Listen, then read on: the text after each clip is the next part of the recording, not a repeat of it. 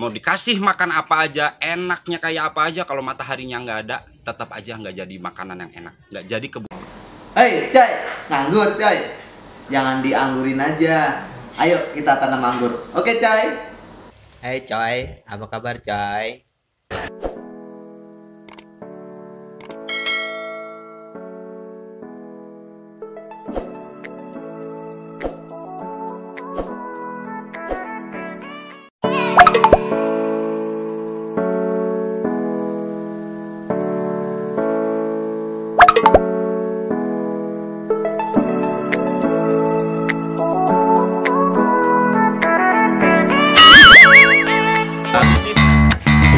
Angola Garden, because what special for you?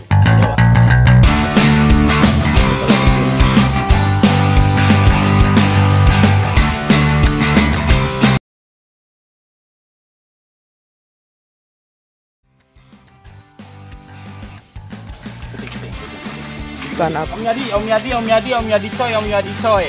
Di Angola sekarang bukan cuma anggur doang. Apa ada tuh? durian, ada apel putsa, ada mamai sapote. Mamai sapote. Coba. Jadi sama-sama buah banget. Nih, ada mamai sapote yang belum gede banget ukurannya, tapi ini udah berbuah nih. Udah ada buahnya ini. Nah, ini baru ditanam ini. Mamai sapote. Mamai sapote itu sawo itu ya? Sawo Ini terbesar. terbesar bisa sampai 5 kilo ya. Ada apel putsa. Nah, apel putsa ini terus-terusan nih buahnya. ini buahnya prematur ya. Dikatakan prematur, ini buahnya masih kecil, tapi uniknya apel putsa masih kecil, udah manis tahu. Bisa. Mau cobain nggak? Oh, udah pernah nyoba sih. Dari baby meta ya. Ini masih kecil, harusnya gedenya segede kepalan tangan gini. Crunchy banget kan? Enak om. Manis kriuk-kriuk. Ini buahnya juga nggak berhenti nih. Udah berhenti ada terus. Pokoknya pantengin terus ya. Umurnya 5 bulan ya? 6 bulan? Belum ada 6 bulan. Belum ada 6 bulan. Belum ada 6 bulan. Tapi pohonnya udah segede gini, bunganya udah banyak banget. Sangat produktif ditanam di lahan rendah. Di lahan manapun, insya Allah dengan pemupukan generatif pasti berbuah dan berbuah. Orang dari coy doyan. Enak coy. Gurih. Bijinya ada di tengah. Oke, kita masuk ke Teman-teman pengangguran semua, inilah Angola Garden because what special for you. Greenhouse nomor 2. greenhouse nomor 2. Set. Gila coy, ini buah semua nih coy. Anjay. Mau masuk dulu Ya, coy. teman. Astagfirullahaladzim, buah kan? Oh iya nih buah semua nih. Mau malam mau Apa siang. ini? Ini apa ini? Buset, ini buah ini coy. Oke, langsung kita tanya tersangkanya di sono. Ini tersangkanya coy, yang membuat begini tuh dia coy. Enggak, Oke. ini teman-teman Angola Garden, tim Oh, Angola Garden. tim tentunya. Angola Dan Garden. Saran-saran dari teman-teman juga. Nih coy. Oke, Om Eki, ini diperkirakan di GH ini Om, kira-kira panen berapa kilo nih Om? Kalau dihitung kilonya tentunya mungkin kita nggak bisa estimasi ya, karena satu tersier bisa menghasilkan sampai 4 dompol gitu di sini. Ini untuk Julian, jadi ada 2 tersier yang keluar, jadi dia sekitar ada 4 dompol tinggal dikaliin aja sih. Ada berapa pohonnya. Ya Oke. jelas banyaklah, cukuplah untuk teman-teman atau tamu-tamu yang datang ke sini gitu untuk beli buahnya. Buahnya ini juga sekitar sebulan lagi dijual loh menjadi coy. Oh gitu. Jadi teman-teman bisa datang ke sini untuk beli buahnya, merasakan petik langsung, merasakan buah langsung, dan timbang, bayar, dan bisa dikonsumsi. Oke.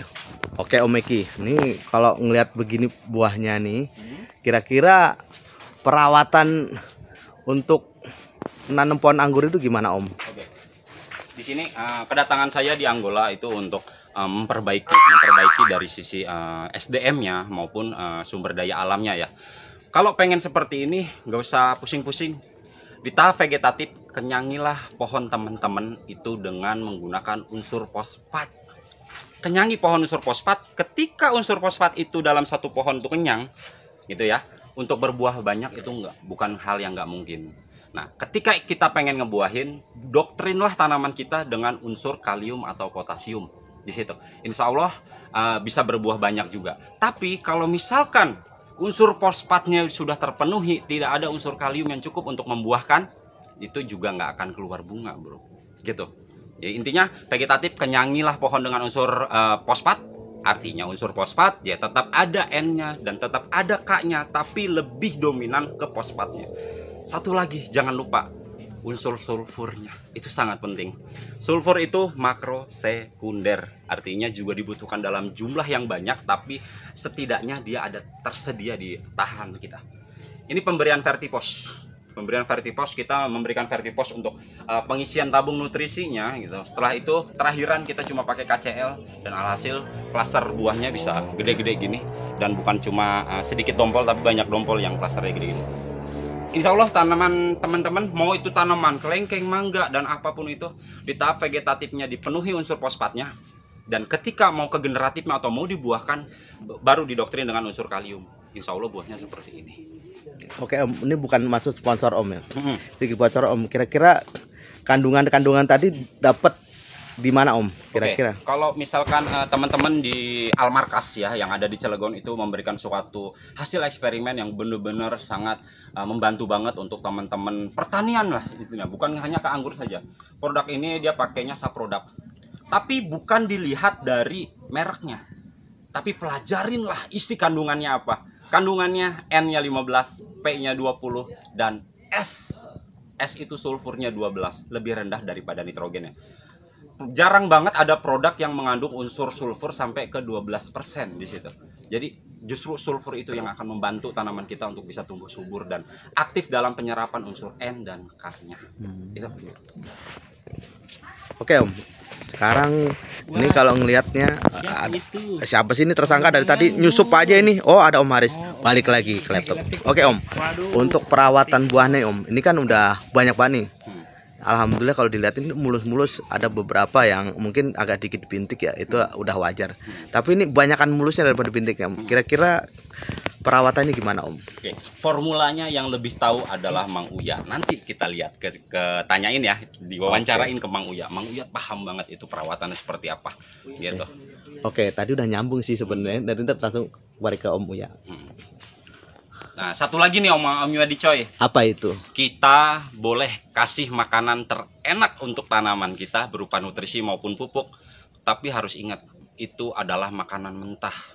Makanan mentah, dan harus dibikin matang dulu. Yang bikin matang, yang masak itu siapa? Daun.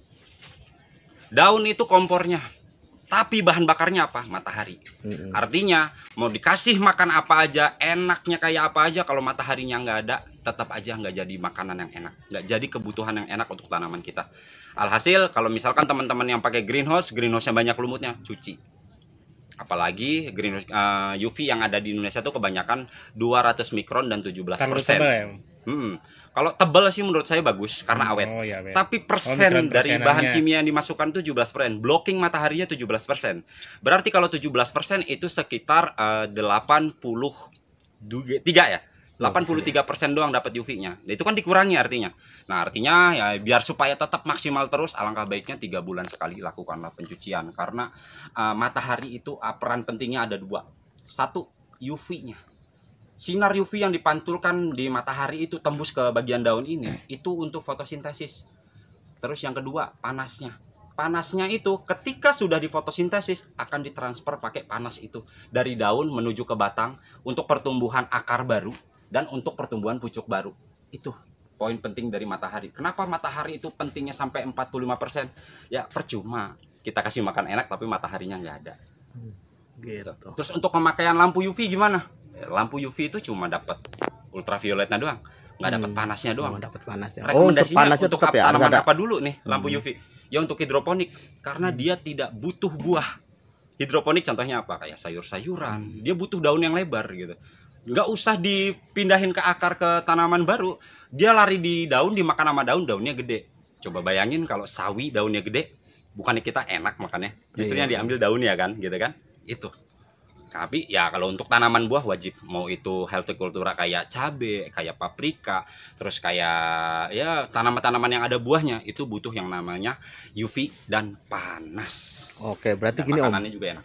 Intinya sebenarnya kalau nanam anggur itu kalau diwajibkan untuk di greenhouse atau di atap itu berarti emang wajib kayaknya ya pastinya. Kalau di Asia ini. Kalau untuk di Asia untuk skala-skala yang gede gitu ya, alangkah baiknya menggunakan greenhouse. Kalau misalkan untuk di Bogor gitu, kalau untuk di Bogor dengan semboyannya, Bogor adalah kota hujan, kalau bisa dikatakan apalagi nanamnya banyak, wajib kalau untuk pakai greenhouse, karena akan capek sendiri. Pilihannya cuma dua, mau tanaman yang cepat mati karena disemprot terus, apa orangnya yang cepat mati karena nyemprot terus ngirup aroma dari kimia-kimia itu pilihannya itu. Lebih baik kita pakai greenhouse untuk mengantisipasi itu, karena ya emang ada yang namanya kalau kita pakai greenhouse masalahnya itu kalau sirkulasinya nggak bagus, justru banyak jamurnya kayak powdery mildew apa segala macam gitu. Tapi kalau nggak pakai greenhouse akan lebih parah, itu downy mildew yang kena. Kalau downy mildew nggak butuh waktu 1 minggu 2 minggu, 3 hari langsung habis semua daunnya, kena kuning semua, disemprot, downy mildew-nya mati, daunnya berguguran. Itu udah cacat lagi daunnya. Sementara daun ini kompor kita. Kalau misalkan kompor kita ini dia cacat, kompornya udah karatan apa segala macam, masaknya pun nggak maksimal dong. Oke, Iya, betul. seperti itu logikanya. Semoga bisa bermanfaat untuk teman-teman. Kenyangin pohon dengan unsur fosfat di awal vegetatif, tapi jangan lupa unsur-unsur yang lainnya juga dimasukin, tapi tidak lebih dominan dari unsur fosfat. Dan ketika sudah kenyang barulah dibuahin, batangnya digedein dulu, akarnya dibanyakin dulu gitu, habis itu baru dibuahin. Kita belajar dari prinsip menanam kelengkeng. Teman-teman pasti pada tahu juga ya, nanam kelengkeng itu ada yang namanya booster kelengkeng. Booster kelengkeng itu kandungannya apa? Potasium klorat, bukan paklo ya. Kalau paklo itu lebih ke ZPT, tapi kalau misalkan kelengkeng itu potasium klorat. Potasium klorat itu apa? Potasium itu adalah unsur K yang lebih ringan daripada kalium. Artinya ngebuahin kelengkeng ya cukup pakai unsur kalium saja gitu, pakai potasium itu gitu kan. Lah kok nggak ada fosfatnya? Kok nggak pakai MKP? Sementara MKP itu pupuk pembuahan. Tidak perlu. Kalau kelengkeng itu cukup pakai potasium di akhir, karena di awal vegetatif itu akan dikenyangin dulu sama unsur fosfat. Unsur fosfatnya udah kenyang, pertumbuhan vegetatifnya sudah stuck, baru masukin pupuk yang namanya potasium klorat, itu akan berbuah. Itu poin pentingnya. Bisa nggak diterapin ke tanaman-tanaman yang lainnya? Oh, sangat bisa. Emang cara kerja tanaman untuk menyerap nutrisi itu seperti itu. Gitu. Oke, mantap Om. Mudah-mudahan bermanfaat buat teman-teman yang lagi hobi. Sekarang emang lagi marak ya, maksudnya Jadi gini, penanaman anggur secara perkebunan sekarang lagi banyak Om nih Om. Iya. Mungkin ini dari sharing-sharing ini teman-teman bisa bisa memanfaatkan ilmu-ilmu dari teman-teman YouTuber-YouTuber yang telah meliput, tentunya dengan ilmu yang benar-benar yang nggak menyesatkan, yang nggak asal-asalan. Tapi ini kalau lihat Om Egi ini udah pengalaman dia udah ke kemarin mana ya, keluar negeri dia, Thailand. Nah Kaplai. dia Itu rambutnya langsung Satu berubah. lagi Om, jadi coy, Om Fajri, Asgo Green. Kenapa saya harus menerangkan ini? Saya tuh sedih melihat harga pupuk yang ada di Indonesia. Terutama MKP yang benar-benar kita buahkan, kita butuhkan untuk membuahkan anggur gitu kan. Kalau kita pakai MKP dengan harga 60.000, 70.000 1 kilonya, kita punya 1 hektar atau kita punya sekitar 100 tanaman, ada jalan keluarnya. Ya buah-buah, tapi costnya terlalu besar. Tapi kalau kita bisa tahu kebutuhan anggur itu kayak gimana, itu bisa diminimalisir semuanya. Jadi bisa ditekan costnya. Kalau bisa dapetin secara organik, kenapa enggak?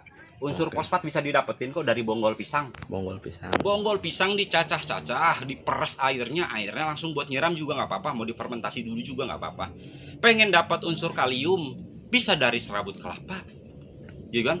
Serabut kelapa bisa dari kokopit yang difermentasi, yang airnya ambil, kasih garam juga gitu, biar lebih kental lagi unsur kaliumnya, potasiumnya gitu. Potasium murah kok untuk ngedokterin satu pohon tanaman ini untuk berbuah, nggak butuh banyak. Paling kalau tanaman gede butuh 1 genggam doang. Itu kasih unsur K, basahin, biarin basah. Habis itu langsung pruning. Besoknya apa 2 hari kemudian. Habis itu jangan disiram-siram sampai keluar dia bunga. Itu pengalaman. Oke, mantap. Thank you Om.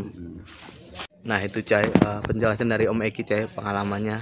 Mudah-mudahan bermanfaat buat teman-teman yang nanam anggur Cai, khususnya di daerah, bukan di daerah ya, di skala perkebunan Cai.